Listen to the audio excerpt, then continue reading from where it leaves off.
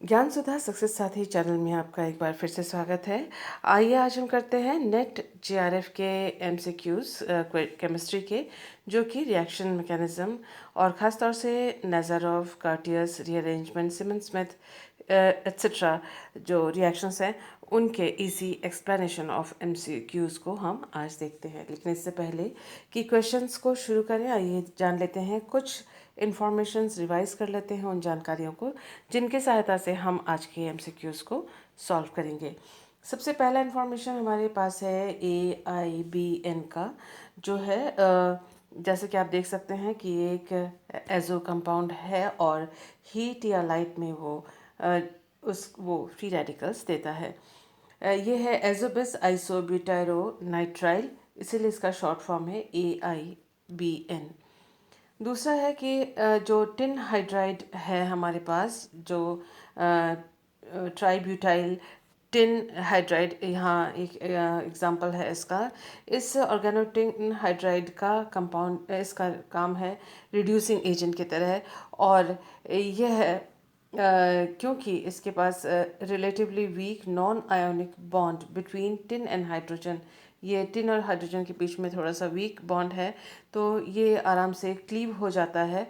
और ये जो हाइड्रोजन रेडिकल आता है वह एल्काइल रेडिकल के साथ मिलकर उसको रिड्यूस कर देता है। तो ये दोनों रीजन्स के बारे में हमने जाना, AIBN और टिन हाइड्राइड, जो ऑर्गेनो टिन हाइड्राइड है उसके बारे में। इसके अलावा आइए जानते हैं नेज़ारोव रिएक्शन के बारे में। नेज़ारोव रिएक्शन की खासियत ये है कि ये है डाईविनाइल कीटोन्स, डाईविनाइल कीटोन का किसी भी स्ट्रॉन्ग लुईस एसिड या ब्रॉन्स्टेड एसिड के प्रेजेंस में इसमें से साइक्लोपेंटेनोन बनता है साइक्लाइजेशन रिएक्शन के साथ। ये रिएक्शन कई बार लाइट के प्रेजेंस में भी होती है। नेज़ारोव रिएक्शन से में अगर एल्कीन का एक डबल बॉन्ड आता है और वो वाला डबल बॉन्ड जो होगा हाई डिग्री ऑफ सब्स्टिट्यूशन के दिशा में बनेगा।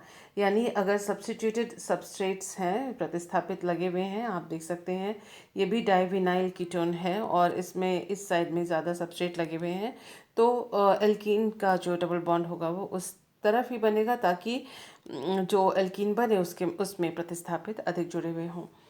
थोड़ा सा मैकेनिज्म के बारे में देख लेते हैं। ये रहा डाइविनाइल कीटोन, इसका प्रोटोनेशन हुआ और ये OH के रूप में यहाँ पर चेंज हो जाता है और उसके ऊपर आता है प्लस चार्ज।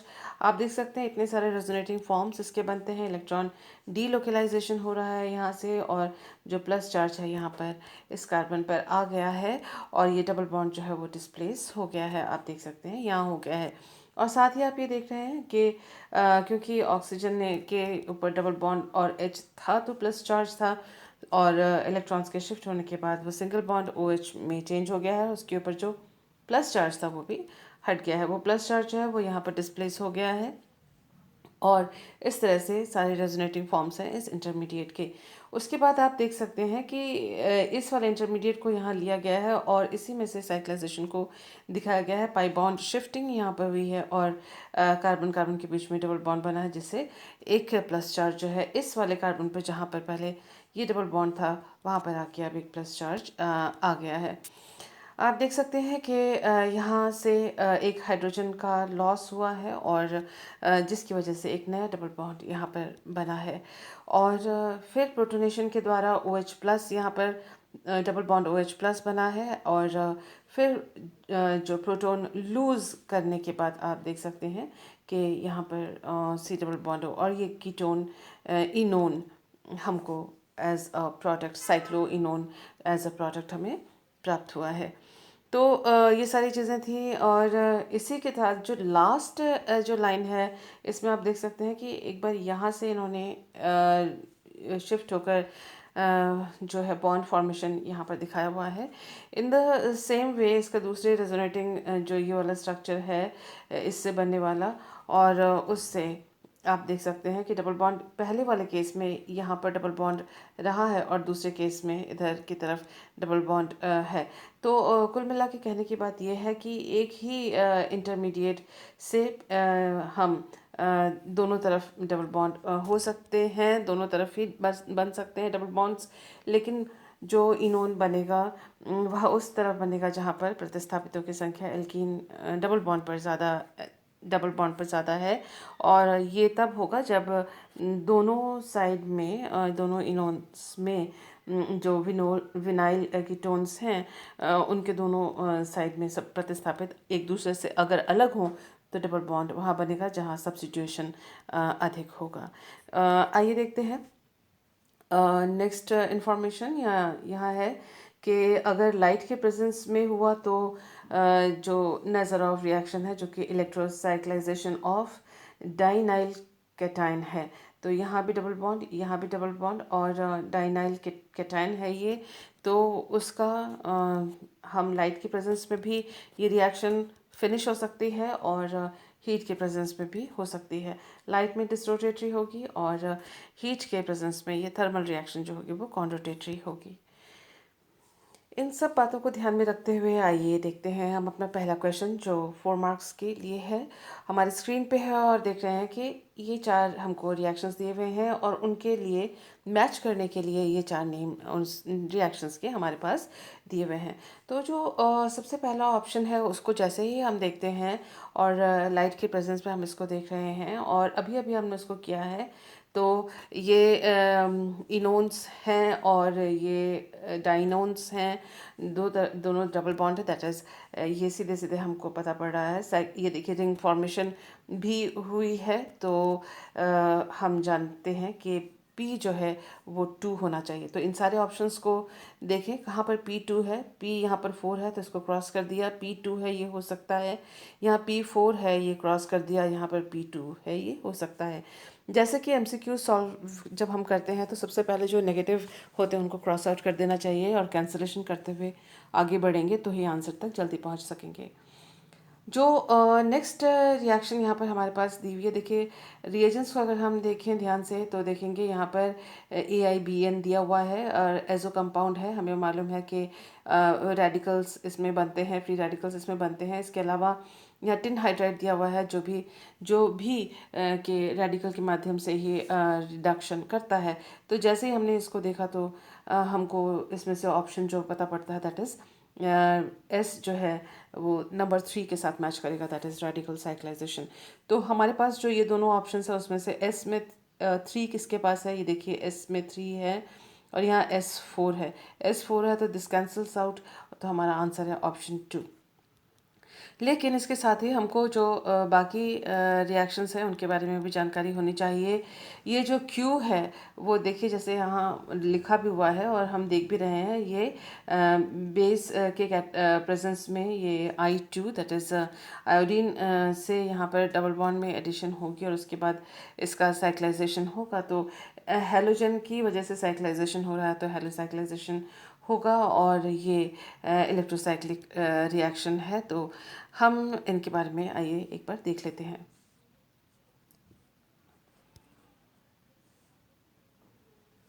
देखिए पहला रिएक्शन था नेज़रॉफ रिएक्शन, एसिड कैटलाइज था, इसका मैकेनिज्म हमने पहले देखा हुआ था। फिर भी इसको यहाँ पर एक बार देख लेते हैं और इस तरह से हम देख सकते हैं कि ये प्रोटॉन ट्रांसफ़र यहाँ पर हुआ, पहले OH और उसका प्रोटॉन ट्रांसफ़र एंड नेज़रॉफ साइक्लाइजेशन से हमको ये इनऑल मिला, इनऑल से इसका टॉटोमराइजेशन हुआ और हमको इस तरह का alpha beta unsaturated cyclic ketone Nazarov reaction या नेज़रॉफ साइक्लाइजेशन की वजह से प्राप्त हुआ। दूसरा हमारे पास इस तरह से अनसैचुरेटेड अल्कोहल है और आयोडीन है, डबल बॉन्ड पर आयोडीन का एडिशन हुआ अबव द प्लेन और अबव द प्लेन होते ही उसके बाद बेस के प्रेजेंस में आप देख सकते हैं जो यहाँ पर H है वो निकल जाएगा और O- में कन्वर्ट हो जाएगा। ये न्यूक्लियोफिलिक अटैक करेगा इस रिंग पर जहाँ पर ये 3 मेंबर रिंग है और आयोडीनियम आयन बना हुआ है और बैक साइड से अटैक हो रहा है और ये आप देख सकते हैं कि ये वाला बॉन्ड कार्बन और आयोडीन के बीच का टूट जाएगा और आयोडीन यहाँ पर ऊपर आ जाएगा और ये जो ऑक्सीजन है वो नीचे की तरफ से जो है अटैक करेगा। 5 मेंबर रिंग बना है, एक बार चेक कर लेते हैं। देखिए 1 2 3, 4 और 5। तो ये 5 सदस्यीय वलय या 5 मेंबर रिंग यहाँ पर बना है। ईटी में कोई चेंज नहीं आया है, आयोडीन अलग होकर यहाँ पर आ गया है। So this was iodine iodocyclisation. Next हमारे पास इस तरह से अल्फा बीटा अनसैचुरेटेड और 7 मेंबर्ड इस तरह का रिंग था, और कीटो रिंग था, और अनसैचुरेटेड कीटोन था इसमें। और लाइट के प्रेजेंस में इलेक्ट्रोसाइक्लाइजेशन रिएक्शन हुआ, क्योंकि प्रोटॉन है तो जाहिर सी बात है कि डबल बॉन्ड ओ पे उसका आक्रमण होगा, डबल बॉन्ड ओ एच बनेगा, देन इलेक्ट्रॉन्स का ट्रांसफ़र होगा और हम देखेंगे कि जो प्लस चार्ज है वो कार्बन के ऊपर आ गया है। और then there will be loss of proton से, क्योंकि यहाँ पर अनसैचुरेटेड कार्बन है, लॉस ऑफ प्रोटॉन हुआ क्योंकि ये बॉन्ड के इलेक्ट्रॉन्स जो हैं इन दोनों के बीच में शिफ्ट हो जाते हैं, और कार्बन जो है वो जो प्लस चार्ज है उसका वो नेगेट हो जाता है, और H- जो है निकल के सिस्टम से बाहर आ जाता है। लाइट के प्रेजेंस में आप देख सकते हैं कि आप इलेक्ट्रोसाइक्लाइजेशन रिएक्शन आराम से हो सकती है, और ये जो पाई बॉन्ड के इलेक्ट्रॉन्स हैं इन दोनों के बीच में शिफ्ट हो जाते हैं, और ये जो पाई बॉन्ड है वो उनके इलेक्ट्रॉन्स इधर शिफ्ट हो जाते हैं। देखिए यहाँ शिफ्ट हो गए, और ये पाई बॉन्ड टूट गया, और ये वाला पाई बॉन्ड टूट गया और वो यहाँ पर शिफ्ट हो गया है इन दोनों के बीच में, जो कि यहाँ पर हम एक 3 मेंबर रिंग बना है जिसपे ये दोनों एल्काइल ग्रुप्स मिथाइल ग्रुप्स हैं। और इस तरह से भी आप देख सकते हैं कि ये जो डबल बॉन्ड है यहाँ शिफ्ट हो गया, दैट मीन्स यहाँ पर, और ये जो डबल बॉन्ड था वो शिफ्ट हो गया है यहाँ पर, यानी इस जगह पे। तो हमको ये इनॉल मिला है, हमें मालूम है enols are less stable than ketones, तो इसका टॉटमराइजेशन हुआ और हमको ये प्रोडक्ट मिला जो कि हमने देखा था, एंड दिस वाज इलेक्ट्रोसाइक्लाइजेशन, जो कि यहाँ पर इलेक्ट्रोसाइक्लाइजेशन हुआ है। उसके बाद AIBN से हमको मिलेगा रेडिकल, और रेडिकल्स से एक्सक्यूज़ मी, रेडिकल्स से, और यहाँ से भी रेडिकल्स, और रेडिकल से जो है ये बॉन्ड इनिशिएट होगा इसका टूटना, और फ्री रेडिकल इस तरह से मिलेगा, और इस फ्री रेडिकल को ये जो टिन हाइड्राइड है वो हाइड्रोजन रेडिकल देकर इसको सैचुरेटेड कंपाउंड में, मतलब सैचुरेशन में कंप्लीट करेगा, एच देगा। लेकिन साथ ही साथ आप देख सकते हैं साइक्लाइजेशन इस तरह से हो रही है, और ये जो ये जो रेडिकल है ये शिफ्ट होके इस जगह पे आई है, क्योंकि ये एक रेडिकल अपना इलेक्ट्रॉन लेके यहाँ पर इस कार्बन पर कितनी दूर है, ये 5 मेंबर्ड है, काउंट करते हैं 1 2 3 4 एंड 5। तो इस तरह से 5 सदस्यीय वाला यहाँ पर बना है, और उसके बाद आप देख सकते हैं कि ये हाइड्रोजन यहाँ पर एक रेडिकल यहाँ पर गया और हाइड्रोजन यहाँ पर आया है। तो ये है CH2 के साथ H, ये सीधा H नहीं है, CH2 के साथ H है। तो ये देखिए एक छोटा सा बेंड है इस लाइन में, बनाने में थोड़ा सा मिस्टेक या फिर ज़्यादा क्लियरिटी से बना नहीं है, ये यूं करके लिखा हुआ है, that means there is CH2 and H, that means total मिलके यहाँ पर ये CH3 डबल बॉन्ड C जो है CH3 में चेंज हो गया है।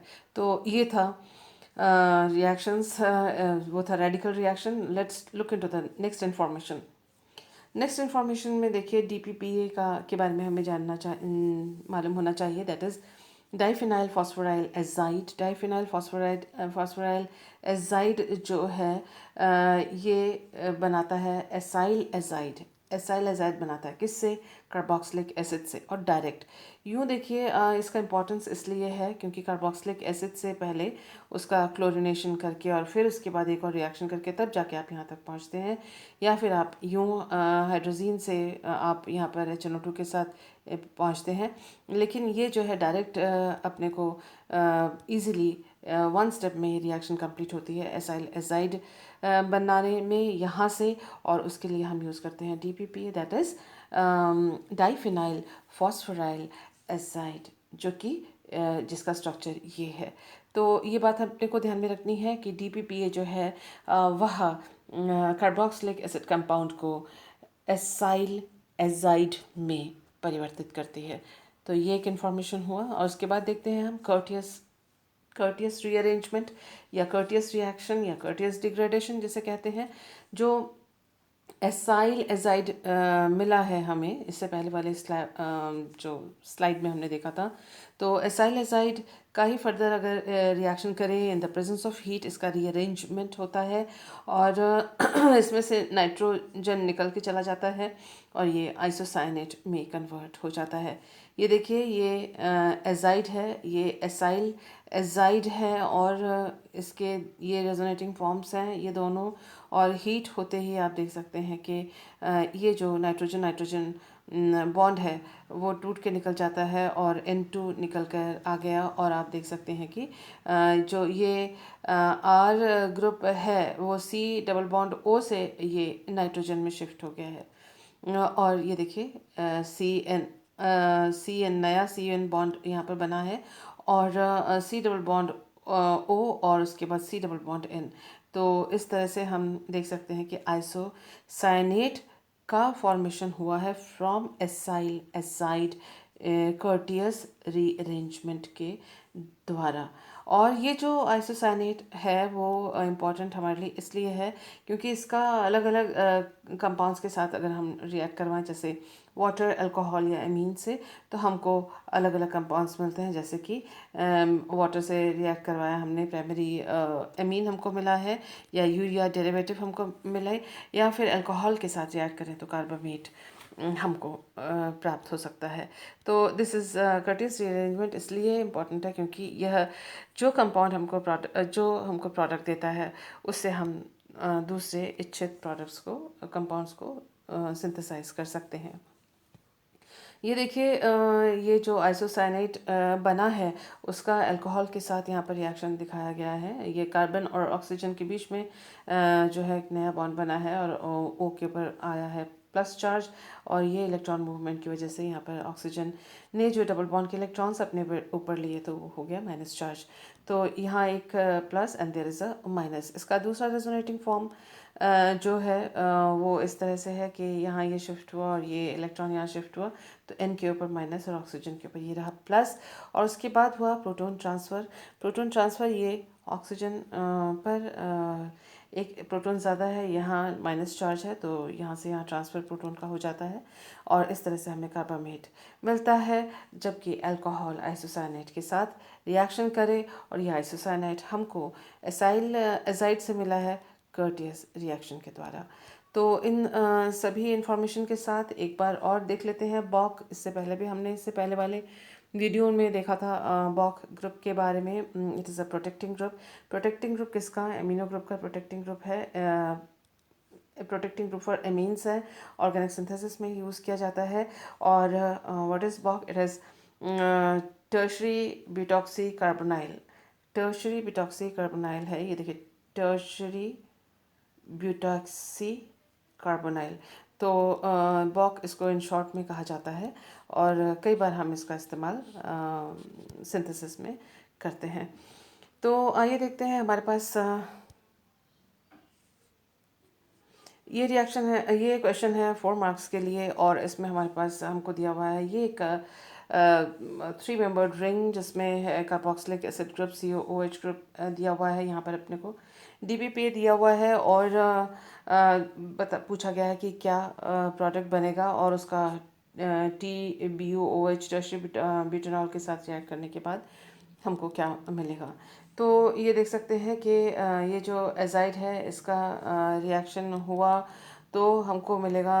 इससे पहले जो हमने देखा था कि एजाइड मिला है और उसका जो है हम फर्दर कर्टियस रीअरेंजमेंट होगा तब जाके वो आइसोसाइनेट देगा। सो यहाँ पर हम देख लेते हैं कि आइसोसाइनेट कहाँ पर है। DBPA से हमको जो पहले एजाइड मिला है और उससे हमको कर्टियस रीअरेंजमेंट के द्वारा NCO मिला है। तो लेट अस सी कि क्या क्या हमको ये ऑप्शंस दिए हुए हैं। तो पहले ऑप्शन में इन्होंने CONN3 दिया हुआ है जो कि नहीं होगा।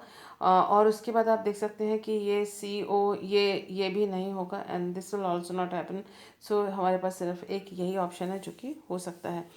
जो सेकंड है उसका मतलब हम सीधे सीधे पहले उसको देखकर ही, पहले ऑप्शन को देख के ही हम कह सकते हैं तीनों नहीं होंगे। तो this is the correct answer.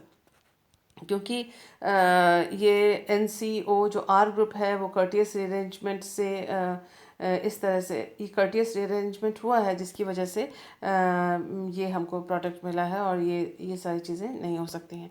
इसके अलावा उसके बाद जब ये कर्टियस रीअरेंजमेंट से हमको जो आइसोसाइनेट मिलेगा उससे हम अल्कोहल से जब रिएक्शन करवाते हैं तो CO और अल्कोहल का R, और अल्कोहल का R यहाँ पर जो है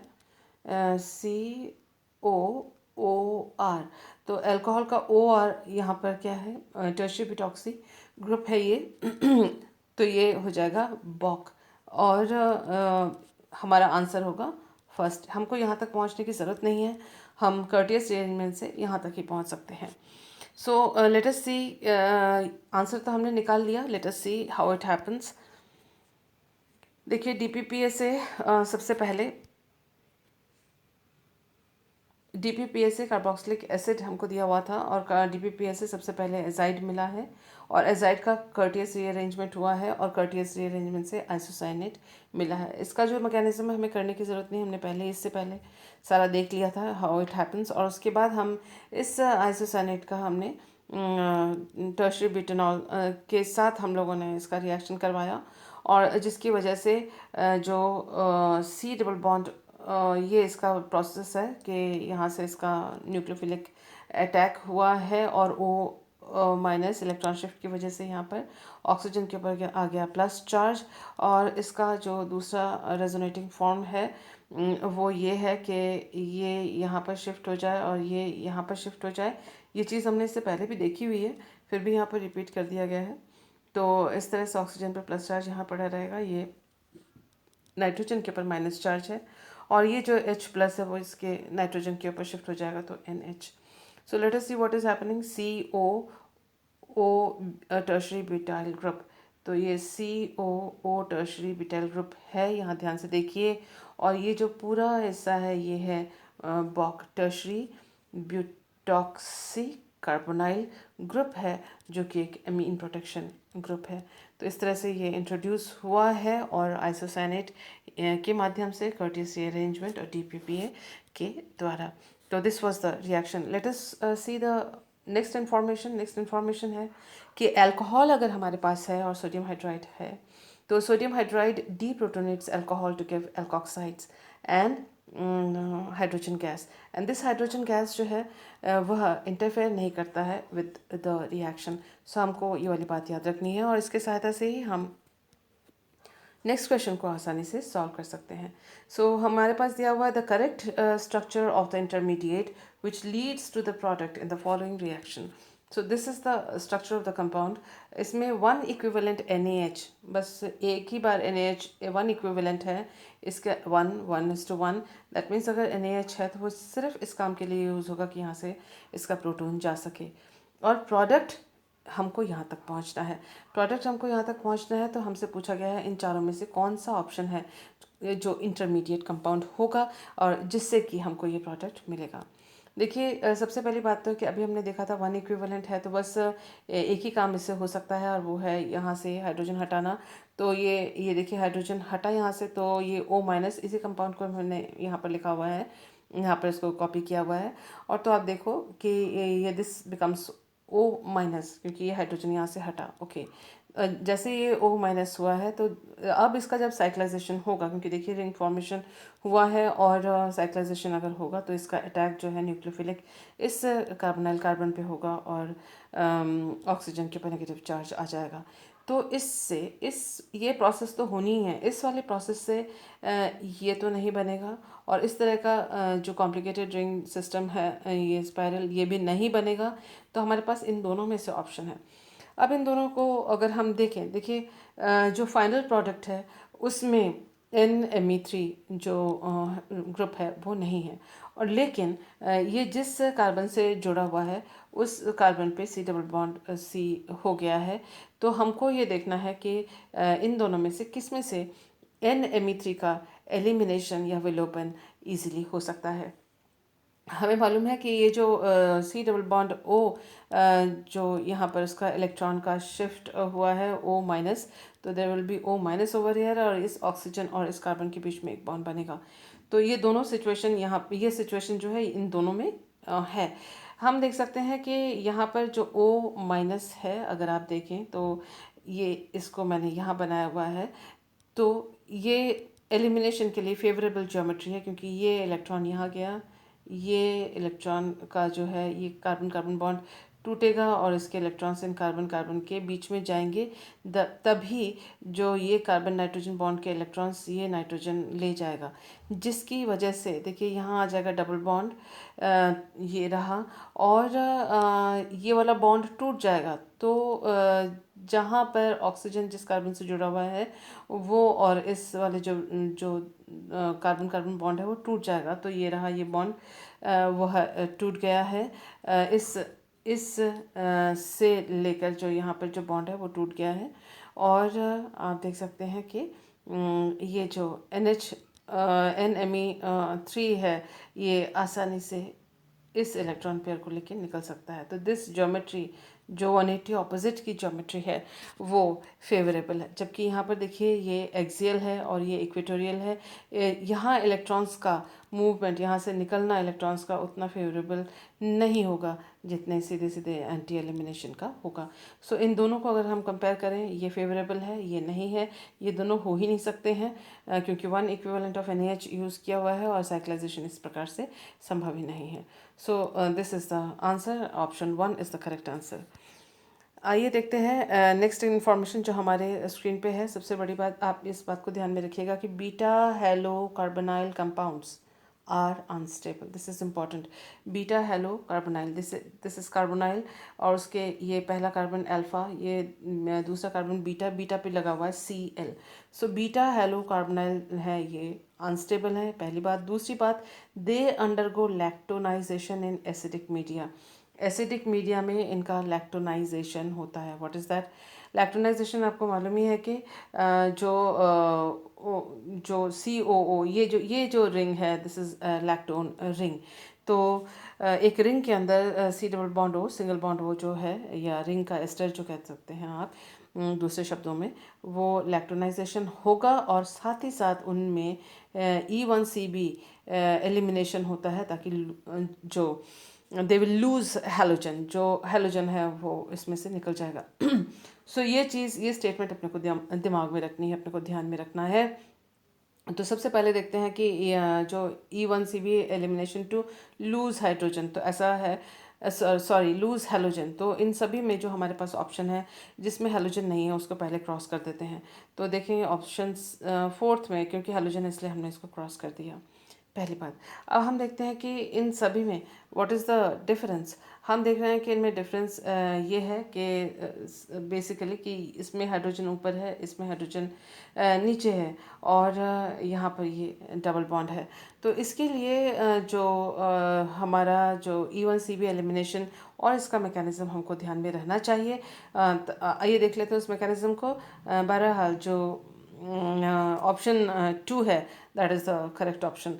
तो आइए देख लेते हैं कि किस तरह से ये हो रहा है, एलिमिनेशन होगा, और किस प्रकार से होगा उसको देखकर फिर 2 तक दोबारा पहुंचते हैं।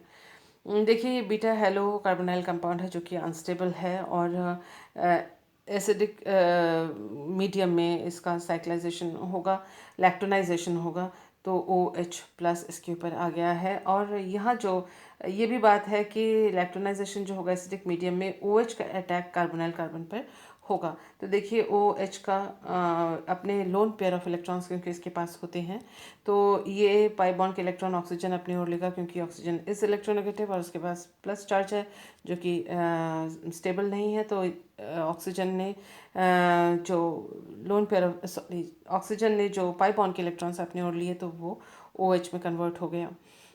इसके अलावा इसी कार्बन पे एक और OH भी है, वो भी ये रहा। और साथ ही आप देख सकते हैं बैक साइड से जो अटैक हो रहा है, और वो अटैक हो रहा है इस कार्बोनाइल कार्बन पर।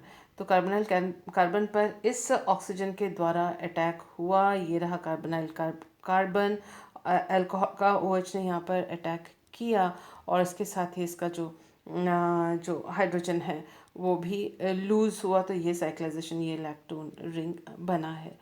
अब क्योंकि आप देख सकते हैं कि ये ओ एच जो ऑक्सीजन ऊपर था वो यहाँ पर उसने रिंग बनाया, तो यहाँ पर जो हाइड्रोजन था वो कहाँ था? अगर ऑक्सीजन ओ एच ग्रुप ऊपर की तरफ है तो हाइड्रोजन जाहिर है नीचे की तरफ था, तो उस हाइड्रोजन को यहाँ डाउन दिखाया हुआ है। ये बात आपने अपने को ध्यान में रखनी है, क्योंकि अगर एक ग्रुप ऊपर है तो दूसरा हाइड्रोजन इज नीचे, तो ये इधर हो गया। अब इसमें आप देखिए कि एसिडिक मीडिया है तो दोबारा प्रोटोनेशन होना है।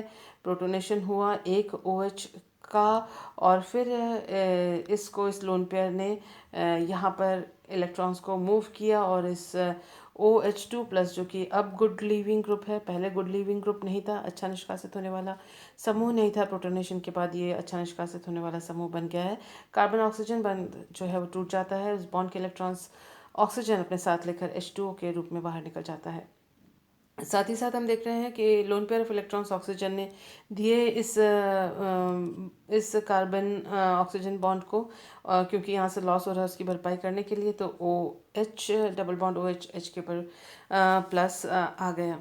अब फिर दोबारा जो है in the presence of water, water के प्रेजेंस में आप देख सकते हैं कि ये जो ये जो प्रोटॉन है, वाटर अपने साथ इस प्रोटॉन को ले जाता है और -H3O+ के रूप में यहाँ से इसका प्रोटॉन का निष्कासन या एलिमिनेशन होता है, जिसकी वजह से यहाँ पर आ गया C double bond O। C double bond O अब हमारे पास दिया हुआ था एक बेस। हम जानते हैं जो कार्बोनाइल कंपाउंड है कार्बोनाइल ग्रुप है और इलेक्ट्रोनेगेटिव ग्रुप्स होते हैं, उनके बीच में जो मिथिलीन कार्बन होते हैं उसके हाइड्रोजन जो है वो एसिडिक होते हैं, क्योंकि ये इलेक्ट्रॉन विड्रॉइंग और इलेक्ट्रॉन आकर्षी समूह है ये, और जिसकी वजह से यहाँ जो कार्बन हाइड्रोजन बंद होते हैं वो वीक हो जाते हैं।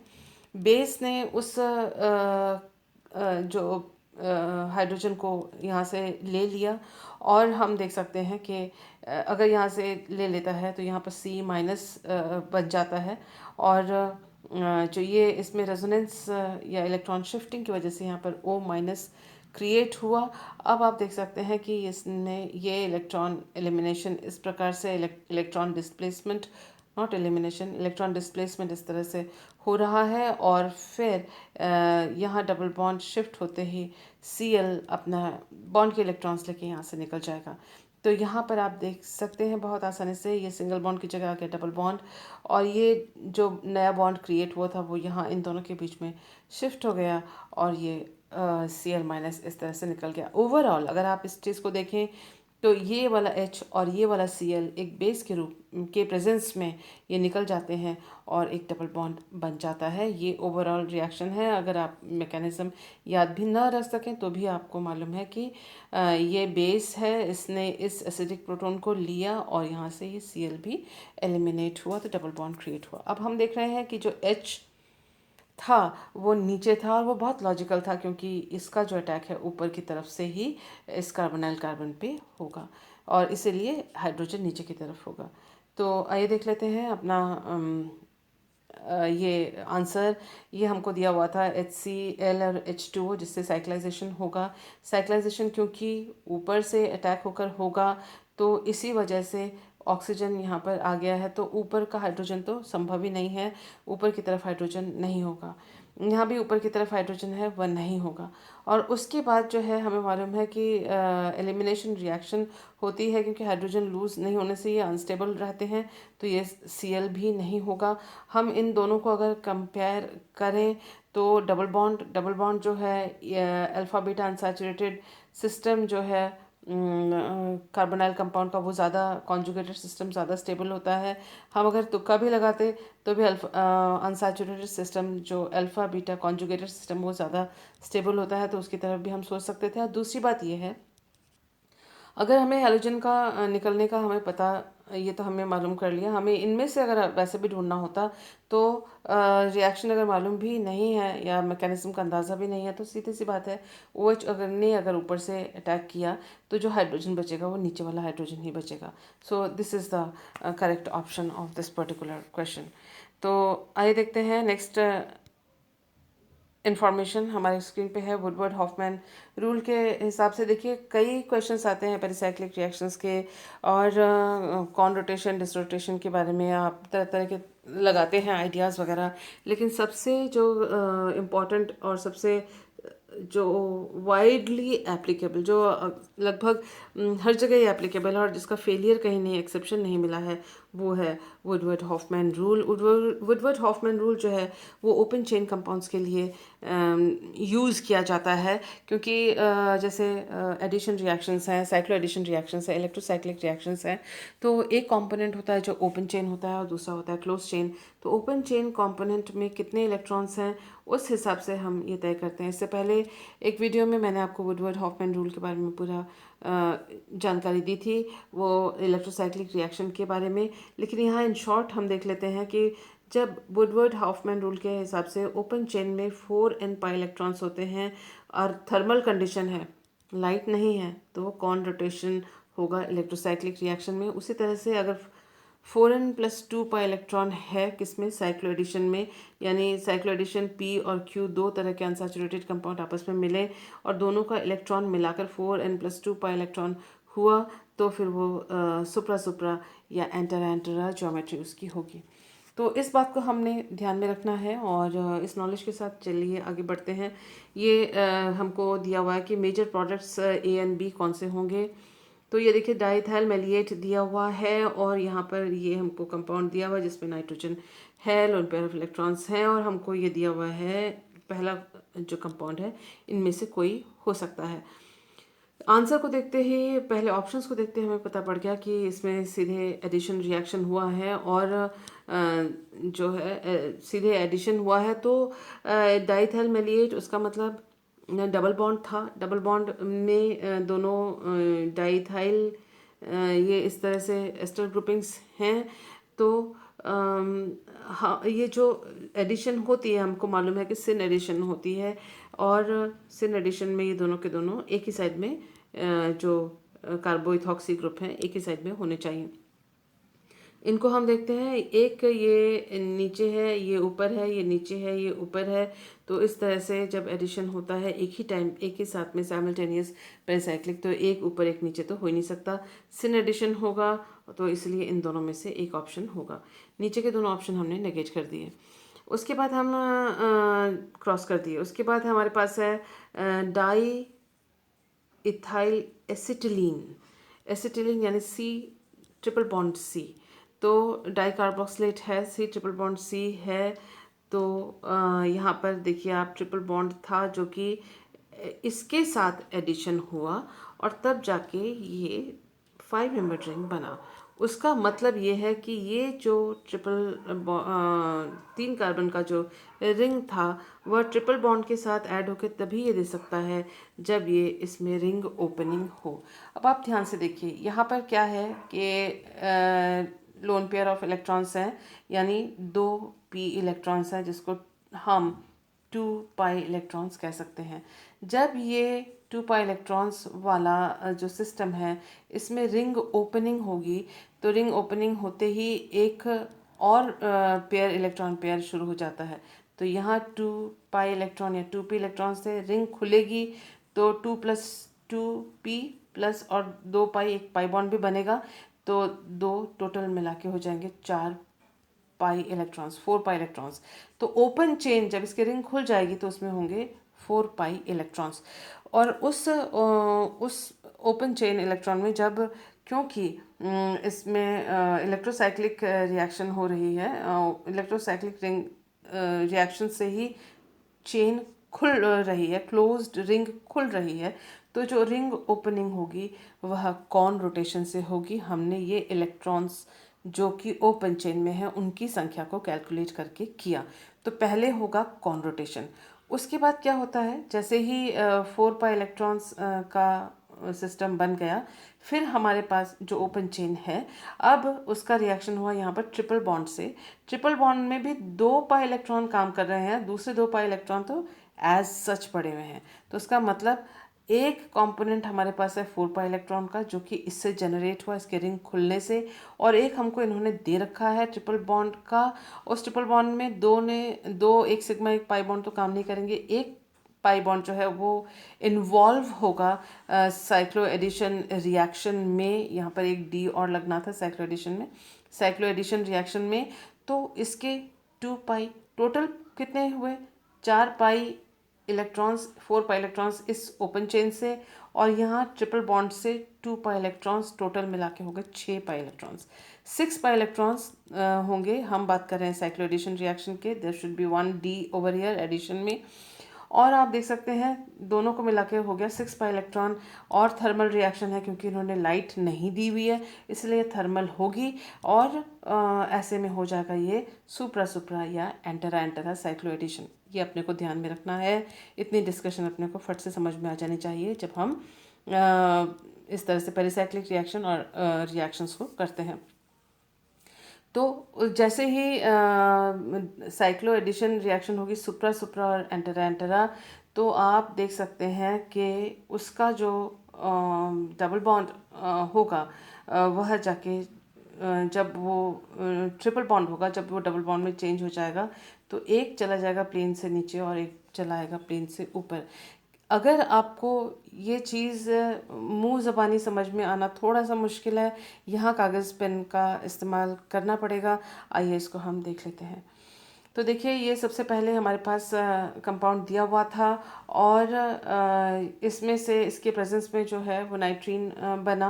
नाइट्रीन से जो है सीधे एडिशन हो रही है यहाँ पर डाइथाइल मेलिएट के ऊपर, और आप देख सकते हैं कि साइक्लो एडिशन चिलियोट्रॉपिक रिएक्शन हो रहा है। इसको 1+n कहते हैं, यानी 1 यहाँ पर एक एटम है और यहाँ पर n एटम्स हैं, आपस में इसमें एडिशन हो रही है। तो ये रिंग बना, क्योंकि ये दोनों ग्रुप्स हैं और एक ही टाइम पे बॉन्ड मेकिंग हो रही है और बॉन्ड ब्रेकिंग एक ही टाइम पे हो रही है, तो एक ही साइड से होगी, तो दोनों के दोनों ग्रुप्स जो हैं रिंग के प्लेन के ऊपर आ गए हैं। अब आप इसको किस तरह से करते हैं वो देखिए अगर ये ग्रुप ऊपर आ गए हैं तो हाइड्रोजन नीचे होगा, ये ग्रुप ऊपर आ गया तो हाइड्रोजन नीचे होगा, जो कि यहाँ पर दिखाया हुआ है। अगर ये रहा लाइन, ये है एक्सिस, जो काल्पनिक एक्सिस इमेजिनरी एक्सिस है। ये ओपन चेन, ये क्लोज चेन है, और इस क्लोज चेन में 2 पाई इलेक्ट्रॉन्स हैं, ठीक। और अगर 2 पाई इलेक्ट्रॉन्स है तो ये 4n+2 पाई सिस्टम को फॉलो करता है, इसकी यहाँ खास ज़रूरत नहीं है। लेकिन इसका अब रिंग ओपनिंग होगा तभी जाके ये ट्रिपल बॉन्ड इसके साथ जुड़ेगा और 5 मेंबर्ड बनेगा। अब रिंग ओपनिंग किस तरह से होगा, रिंग ओपनिंग किस तरह से होगा ये जानने के लिए पहले तो हम ये रिंग को ओपन करके इस तरह से लिख सकते हैं। ये रहा एक कार्बन, ये नाइट्रोजन और ये कार्बन नाइट्रोजन और कार्बन, इन तीनों को हमने यहाँ पर ऐसे लिख लिया। अब हमें ये नहीं मालूम कि ये जो ग्रुप है वो किधर जाएगा, लेकिन जैसे ही हमने इसको खोला तो हमने देखा कि एक पाई बॉन्ड, यहाँ पर 2 पाई इलेक्ट्रॉन्स थे इसके ऊपर, और उसके बाद ये रिंग खुलती है, एक पाई बॉन्ड और आ जाता है, और टोटल जो इसके ऊपर माना जाएगा वो है 2 पाई इलेक्ट्रॉन। यहाँ खुलने के बाद 2 और टोटल माना जाएगा यहाँ पर 4 पाई इलेक्ट्रॉन्स। तो ओपन चेन कंपोनेंट में अगर 4 पाई इलेक्ट्रॉन्स हैं तो वो सिस्टम होगी कॉन रोटेटरी, क्योंकि ये थर्मल है। वुडवर्ड हॉफमैन रूल ये कहता है इलेक्ट्रोसाइक्लिक रूल के हिसाब से। हम इनकी पोजीशन यहाँ पर कैसे लिखें, कॉन रोटेशन के लिए यहाँ पर हमने ये इमेजिनरी काल्पनिक एक्सिस डाली, और ये तल से ऊपर है, ये भी तल से ऊपर है।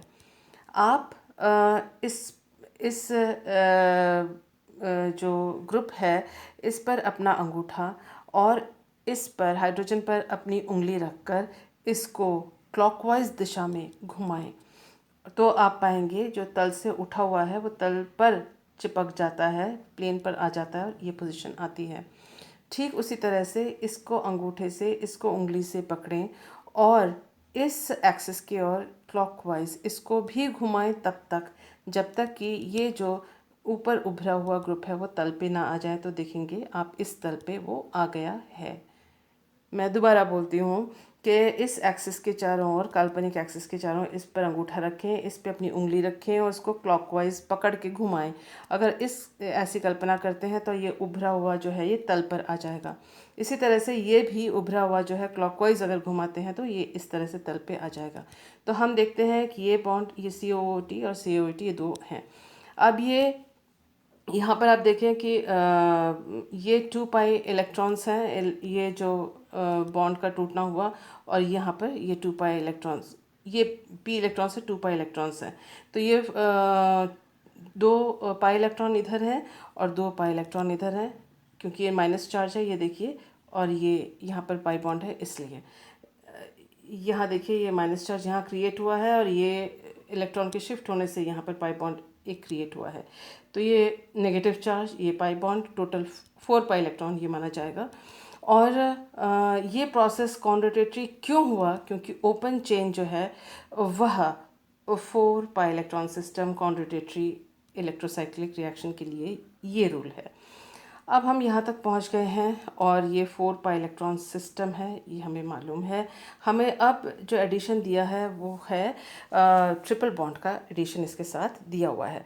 ट्रिपल बॉन्ड में जो दो बॉन्ड है, एक सिग्मा और एक पाई, वो काम नहीं कर रहे हैं, सिर्फ एक 2 pi electrons, 1 pi bond is participating in cyclo addition reaction. कितने electrons? 2 electrons, 2 pi electron participate कर रहे हैं, और दूसरा जो पाई इलेक्ट्रॉन और सिग्मा इलेक्ट्रॉन है वो पार्टिसिपेट नहीं कर रहा है। अब इसके कितने इलेक्ट्रॉन्स भाग ले रहे हैं, पार्टिसिपेट कर रहे हैं? 2 पाई। इसके कितने ले रहे हैं? इसके कितने ले रहे हैं? इसके 2 पाई, और दो, एक माइनस चार्ज के लिए 2 पाई इलेक्ट्रॉन माने जाते हैं, तो ये 2 पाई और ये 2 पाई, 4, और ये 2 मिलाकर 4 + 2, तो ये हुआ 6। तो ये 4n+2 पाई इलेक्ट्रॉन सिस्टम को p और ये q मानते हुए हम इस सिस्टम के अनुसार चलेंगे। अगर p + q cyclo addition reaction के लिए 4n+2 पाई इलेक्ट्रॉन सिस्टम होता है हीट के प्रेजेंस में, क्योंकि लाइट नहीं दिया हुआ है इसीलिए हीट माना जाएगा। थर्मल में कंडीशन में या तो सुप्रा सुप्रा होगा या तो एंटेरा एंटेरा होगा।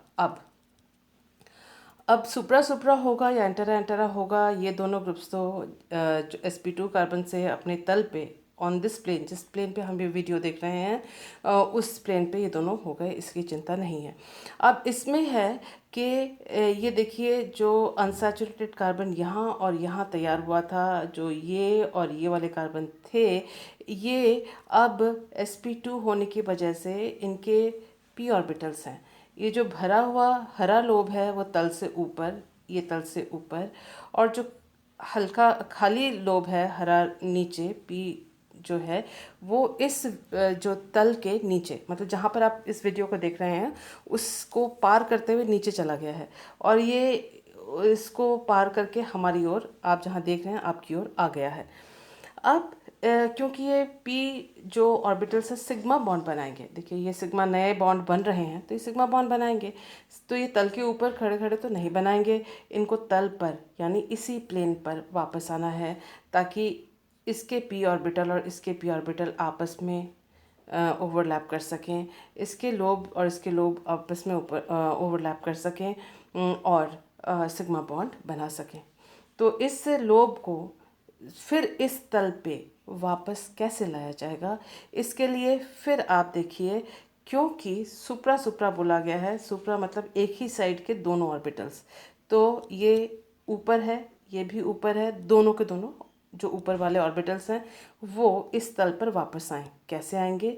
आप दोबारा अपने अंगूठे से, अंगूठा जो है यहाँ रखिए और जो उंगली है यहाँ रखिए, और इस तरह से घुमाइए कि एंटी क्लॉकवाइज डायरेक्शन में, कि इधर इस तल के ऊपर इस जगह पे ये वाला लोब आ जाए, क्योंकि ये ऊपर निकला हुआ है, ये नीचे है, ऊपर वाले लोब को अपने को इधर लाना है, तल पर लाना है। तो अगर आप अंगूठे से इसको पकड़ते हैं, उंगली से इसको पकड़ते हैं, तो इसको जब घुमाएंगे तो एंटी क्लॉकवाइज होगा, और जैसे ही आप इसको घुमाएंगे ये तल पर आएगा, ये जो है, जो तल पर था, ये तल से ऊपर उठ जाएगा। ये तल से उठा हुआ है।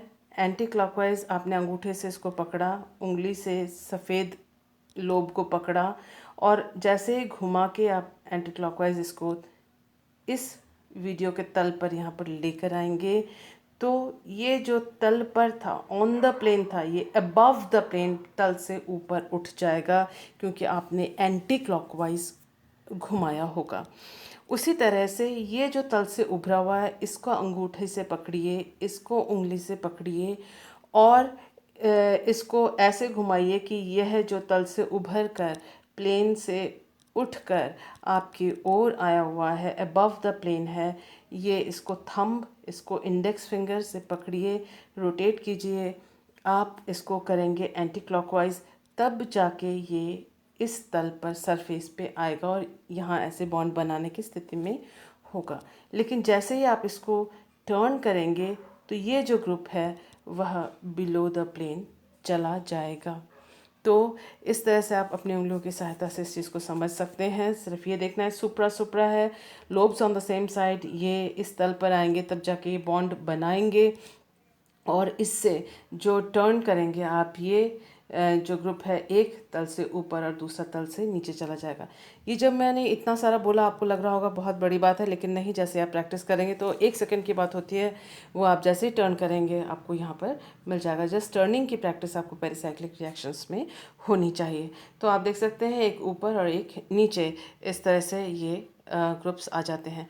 सो एक बार को हम देख लेते हैं अपना आंसर, और यहाँ देखिए कि यहाँ तक तो इन दोनों में सेम था, लेकिन यहाँ पर देखिए एक तल से ऊपर है, एक तल से नीचे है, एक तल से ऊपर है, और यहाँ देखिए आप दोनों तल से ऊपर हैं, तो दोनों ही अगर अबव द प्लेन है, so this can not be the answer. ये आंसर है, क्योंकि इसमें से एक जो इथॉक्सी ग्रुप है वो ऊपर है, एसिड, हाँ, कार्बोइथॉक्सी ग्रुप है जो एक ग्रुप से एक प्लेन से ऊपर है, और जो दूसरा है वो प्लेन से ऊपर, और ये दूसरा प्लेन से नीचे है। सो 1 इज़ द करेक्ट आंसर। ये बहुत शॉर्ट है ये तरीका, इतना सारा जो मैंने बोल दिया सिर्फ समझाने के लिए, आप इससे घबराइएगा नहीं। एक बार हाथ से आप प्रैक्टिस कीजिए, करते ही आपको ये समझ में आ जाएगा और काफ़ी इजी लगेगा। नेक्स्ट रिएक्शन हमारे स्क्रीन पे है सिमन स्मिथ रिएक्शन, और ये है साइक्लोप्रोपेनेशन ऑफ ओलेफिन्स।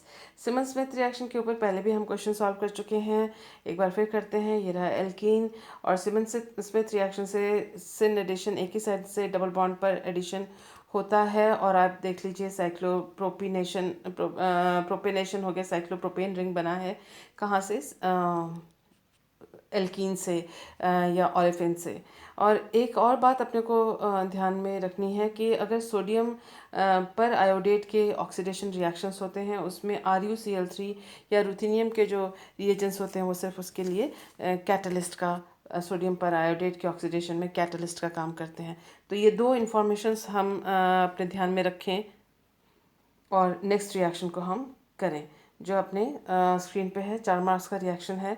ये देखिए अपने को ये ओलेफिन दिया हुआ है, ये देखते हमें पता पड़ जाना चाहिए कि सिमन स्मिथ रिएजेंट है, और इसके अंदर जो है साइक्लोप्रोपेन का रिंग बनेगा, और सिन एडिशन होगा इसके अंदर।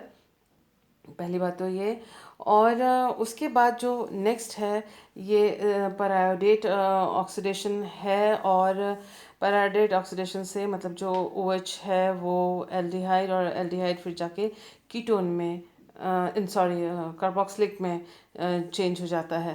तो एल्डिहाइड या अल्कोहल जो होता है वो पहले एल्डिहाइड या कीटोन में चेंज होगा, और फिर उसके बाद वो ऑक्सीडाइज होके कार्बोक्सिलिक में चेंज हो जाएगा। तो दो सिंपल सी बातें अपने को ध्यान में रखनी थी।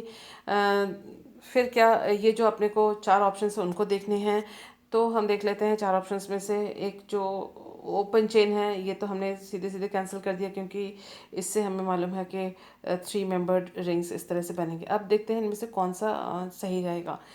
हमें मालूम है कि जो सिमन स्मिथ जो रिएक्शन है इस रिएजेंट से सिन एडिशन होता है, एक ही दिशा से दोनों ग्रुप्स जुड़ते हैं एक साथ में एक ही टाइम पे।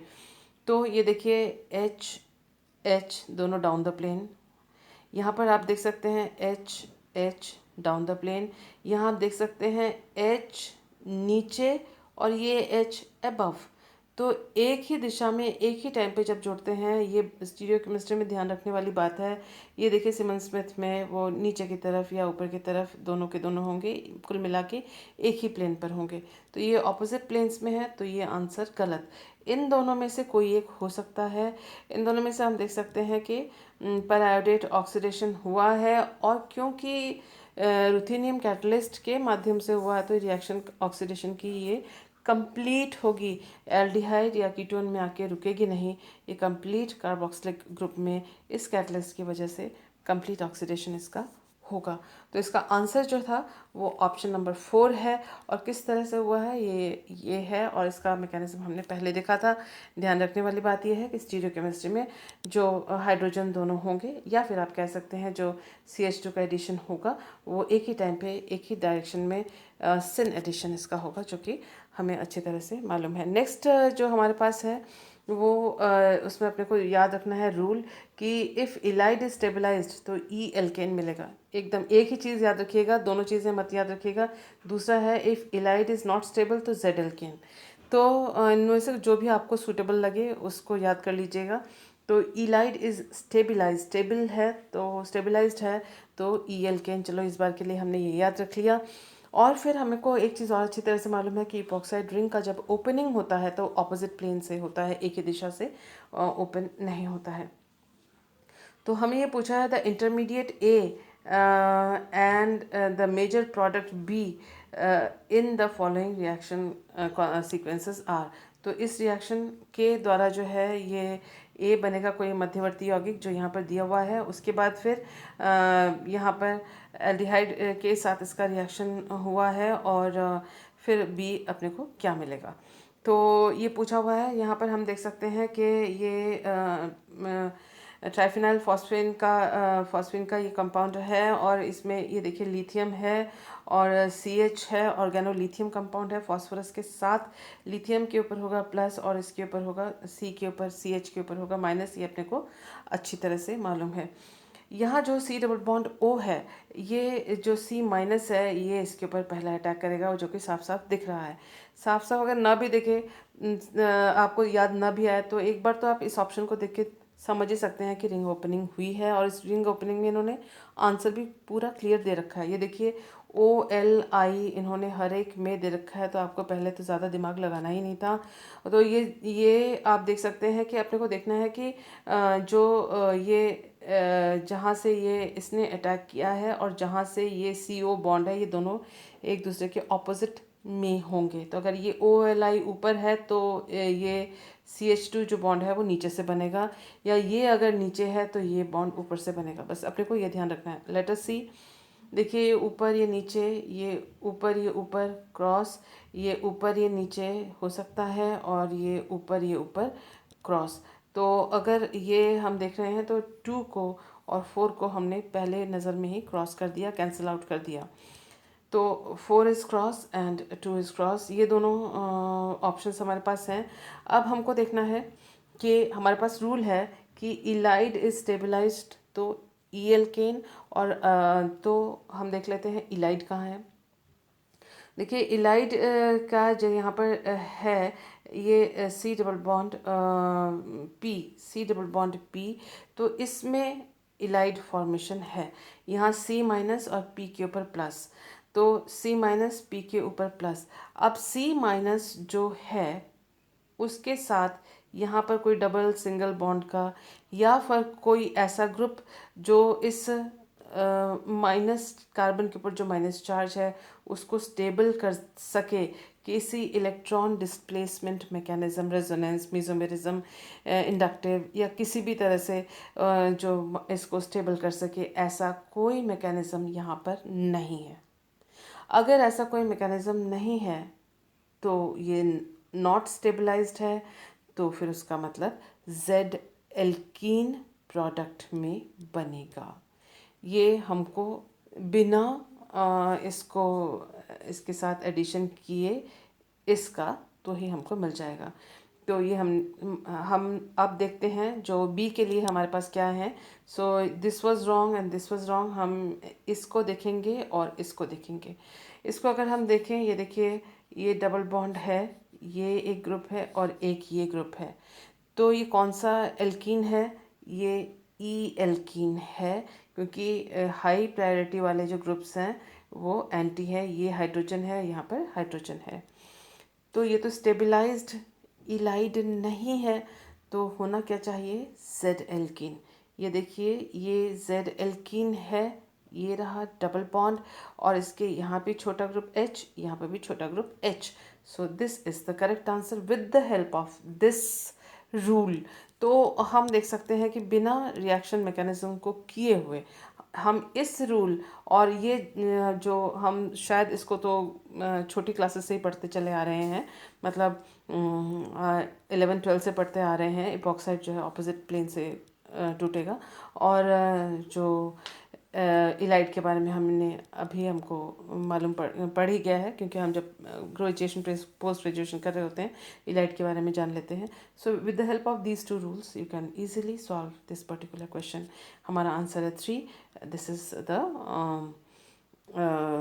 not stabilized, so this is the Z alkene, Jusamin, on the same side, same group on the same side, Jusamin.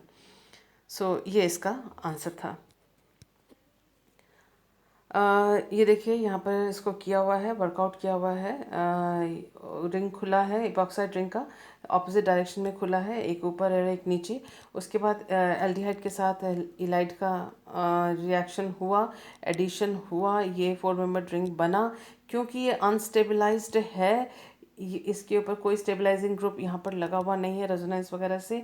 तो जब इसका बॉन्ड फिर दोबारा देख सकते हैं कि आप इस तरह से बॉन्ड शिफ्टिंग से ये वाला बॉन्ड और यहाँ पर ये वाला बॉन्ड जो है टूट जाएगा यहाँ पर। तो जो आप देख सकते हैं कि ये हिस्सा जब निकल के चला आएगा, तो जो ये एल्कीन मिलेगा वो जेड एल्कीन प्रोडक्ट के रूप में मिलेगा। ऐसी कोई खास बड़े इसके अंदर इंफॉर्मेशन और की ज़रूरत नहीं थी। So I think you have gain some confidence with this, और आपको हेल्पफुल रही होगी। थैंकफुल,